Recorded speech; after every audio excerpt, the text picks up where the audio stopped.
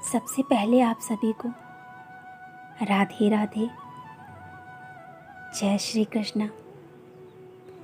दोस्तों, भगवान श्री कृष्ण और राधा रानी की आप सभी पर हमेशा कृपा बरसती रहे। दोस्तों, आप तो जानते होंगे भगवान श्री कृष्ण की बहुत सारी कहानियाँ प्रचलित हैं। उनमें से एक कहानी ये है कि भगवान का लड्डू गोपाल नाम कैसे पड़ा। चलिए आज जानते हैं। जब जब धरती पर धर्म का पतन होता है, अधर्म बढ़ता है, तब तब भगवान विष्णु ने मनुष्य रूप में धरती पर अवतार लिया। द्वापर युग में भगवान श्री कृष्ण के रूप में जन्म लिया। श्री कृष्ण भगवान को अनेकों अनेक नाम से पुकारा जाता है। बाल गोपाल, मुरलीधर, कृष्ण कन्हैया, लड्डू गोपाल। इनका नाम लड्डू गोपाल कैसे पड़ा, चलिए आज जानते हैं। कहते हैं ब्रज भूमि में भगवान श्री कृष्ण के एक परम भक्त हुआ करते थे, कुंभनदास, जिनका एक पुत्र था रघुनंदन। कुंभनदास कृष्ण भक्ति में हमेशा लीन रहते थे। एक बार उनको वृंदावन से भागवत करने का न्योता आया। पहले तो कुंभनदास ने मना कर दिया, क्योंकि वो भगवान कृष्ण को छोड़कर कहीं नहीं जाते थे। लोगों के बार बार आग्रह करने पर फिर वो मान गए। उन्होंने सोचा कि भगवान की सेवा की तैयारी करके जाएंगे और कथा करके वापस आ जाएंगे। कुंभनदास ने भोग की सारी तैयारी करके अपने बेटे रघुनंदन को समझा दिया कि ठाकुर जी का भोग लगा देना, और कथा के लिए चले गए। रघुनंदन ने भोजन की थाली ठाकुर जी के सामने रखी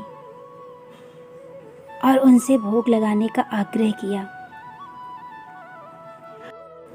उनके मन में था ठाकुर जी अपने हाथों से भोजन करेंगे, लेकिन ऐसा नहीं हुआ।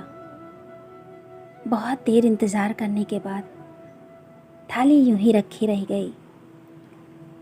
अब रघुनंदन जोर जोर से रोने लगा और पुकारा, ठाकुर जी आओ, भोग लगाओ।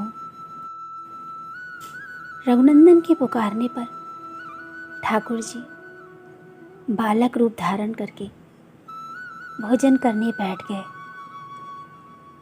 जब कुंभनदास घर आकर अपने पुत्र से प्रसाद मांगे तो रघुनंदन ने कहा, ठाकुर जी ने तो सारा भोजन खा लिया। कुंभनदास को लगा कि बच्चे को भूख लगी होगी, तो सारा भोजन स्वयं ही खा लिया। लेकिन अब ये रोज का होने लगा। कुंभनदास को शक हुआ, तो एक रोज 3 लड्डू बनाकर थाली में रखे और छुप कर देखने लगे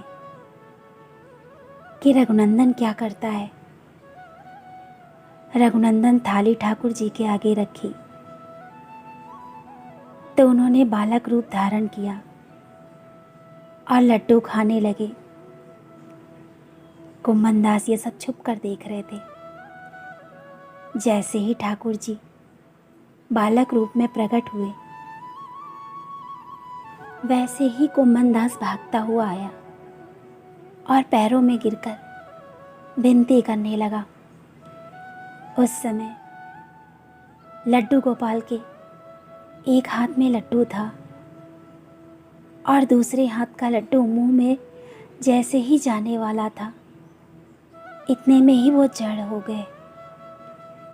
इसीलिए उनके इसी रूप की पूजा होती है।